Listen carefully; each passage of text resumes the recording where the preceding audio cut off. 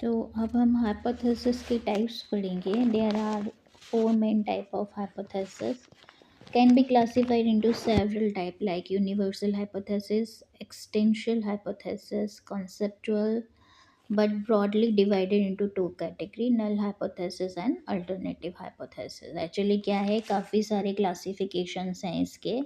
hypothesis परिकल्पना है, जो भी आप अपनी रिसर्च के लिए सोचते हैं वो पहला विचार है जिसके ऊपर आप रिसर्च करते हैं। तो इसे मेनली दो कैटेगरी में बांटा गया है। फर्स्ट है नल हाइपोथेसिस एंड सेकंड है आपका अल्टरनेटिव हाइपोथेसिस। तो we are talking about null hypothesis. Null hypothesis को जो सिंबलाइज यानी चिन्हित किया जाता है, जिसे आप सांकेतिक रूप में पहचान सकते हैं, वो HO useful tool is in testing significance of differences.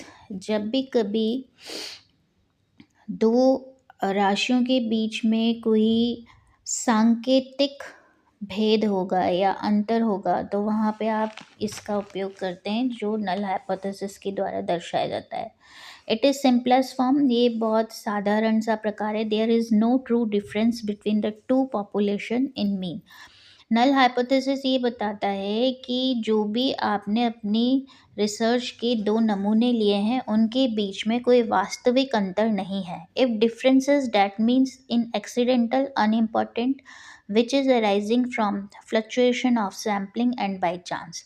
और अगर किसी वजह से आपकी दोनों पॉपुलेशन नमूनों के बीच में अगर खोज करते वक्त कोई अंतर पाया भी जाता है तो ये माना जाता है कि ये आकस्मिक है, अचानक से हुआ है, महत्व नहीं रखता है और आपके नमूनों के गणना में उतार चढ़ाव की वजह से अचानक से उत्पन्न होने वाला अंतर है। Null hypothesis state there is zero relationship between terms of hypothesis.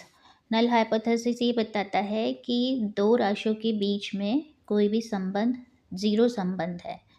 HO important component of decision making in statics.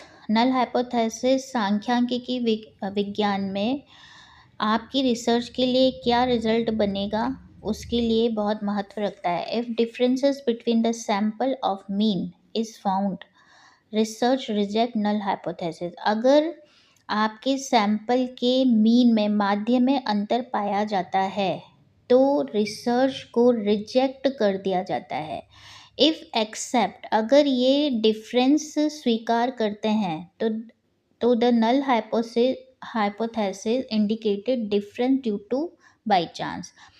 तो अगर आप डिफरेंस को एक्सेप्ट कर रहे हैं तो वहाँ पे नल हाइपोथेसिस ये कहता है कि ये डिफरेंस बाई चांस अचानक से आए हैं, इसकी कोई वजह नहीं है। Now the second is alternative hypothesis, जिसे HA या H1 के द्वारा भी जाना जाता है। Is the hypothesis does value researcher believe to hold true. ये वो वैल्यू है, वो राशि है जिसको कि रिसर्चर ये चाहता है कि इसको सत्य माना जाए। It if represent all other possibilities and indicate the nature of relationship. ये जो अल्टरनेटिव हाइपोथेसिस है वो सभी संभावनाएं बताती हैं जो कि ये प्रूव करती है कि दो राशियों के बीच में कोई रिलेशन है। नेक्स्ट है alternative hypothesis. And now, directional hypothesis. Because researchers predict higher differences in one particular direction from the lower. Actually क्या है, जब रिसर्च किसी एक ही दिशा में बढ़ रही हो तो वहाँ पे दो राशियों के बीच में, दो पॉपुलेशन के बीच में किसी एक की वैल्यू दूसरे के कंपेयर में ज़्यादा आती है। Sometime researcher predict only the two groups will differ from each other. तो उस समय पे दो समूहों के बीच में रिसर्चर आराम से ये पता कर लेता है कि इसकी वैल्यू ज़्यादा है और इसे ही, क्योंकि वो डायरेक्शन शो कर दिया ना, एक ही दिशा में वैल्यू बढ़ रही है, तो ये डायरेक्शनल हाइपोथेसिस कहलाता है। फोर्थ है non directional hypothesis, but does not know which group will be higher that is called non directional hypothesis. कहने का मीनिंग ये है, यहाँ पर भी दो पॉपुलेशंस, दो राशियाँ होती हैं नॉन डायरेक्शनल में, लेकिन दोनों राशियों में से कौन सी राशि डायरेक्शनल हाइपोथेसिस की तरह ज़्यादा या कम है, ये रिसर्चर नॉन डायरेक्शनल हाइपोथेसिस में नहीं जान पाता है, इसलिए इसे नॉन डायरेक्शनल हाइपोथेसिस कहते हैं। Now the error in testing hypothesis. You have already learn that the hypothesis are assumption. आप पहले ही समझ चुके हैं कि हाइपोथेसिस एक तरीके की कल्पना है, that may be prove to be either correct और इनकरेक्ट, जिससे आपको ये साबित करना होता है कि ये सही है या गलत। It is possible to arrive at a incorrect conclusion about a hypothesis.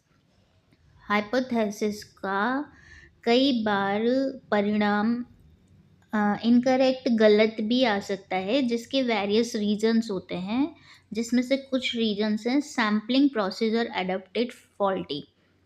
अगर आपने अपना सैंपल यानी पॉपुलेशन यानी कि नमूना ही गलत चुन लिया हो। Second, data collection method inaccurate. आप जिन तरीक़ों से अपने सैंपल के डेटा को कलेक्ट कर रहे हैं वो तरीका ही इनएक्यूरेट हो, सही ना हो। Study design selected is faulty. आपका जो स्टडी डिज़ाइन मैं पहले भी समझा चुकी हूँ, यही फॉल्टी यानी गलत हो, इसमें खामियां हों। इन एप्रोप्रिएट स्टैटिकल मेथड यूज़। सांख्यिकी के गलत और जो सही मेथड नहीं है वो आप यूज़ कर रहे हैं, जबकि आपकी रिसर्च पे कोई और मेथड यूज़ होना है और रूल्स एंड रेगुलेशंस लगने हैं। Conclusion drawn are incorrect. जब आपका परिणाम भी गलत हो तब भी आपकी एरर आती है हाइपोथेसिस टेस्टिंग करने में। Two common error existing when testing hypothesis. दो नॉर्मल या सामान्य गलतियां हाइपोथेसिस को करते वक्त जनरली पाई जाती है। टाइप 1 एरर जिसे कहते हैं, उसमें rejection of a null hypothesis when it is true.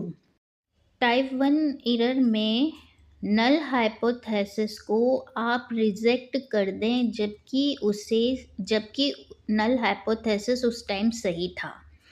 और टाइप सेकंड एरर उसे कहते हैं जब आप acceptance of null hypothesis when it is false. Null hypothesis ये बता रहा है कि इसे एक्सेप्ट नहीं करना है, ये गलत है, तब भी आप उसे एक्सेप्ट कर लें, तो इस तरह टाइप 1 एंड टाइप 2 एरर पाई जाती है। Now next is importance of hypothesis formulation. Hypothesis को बनाया क्यों जाता है, क्या महत्व है।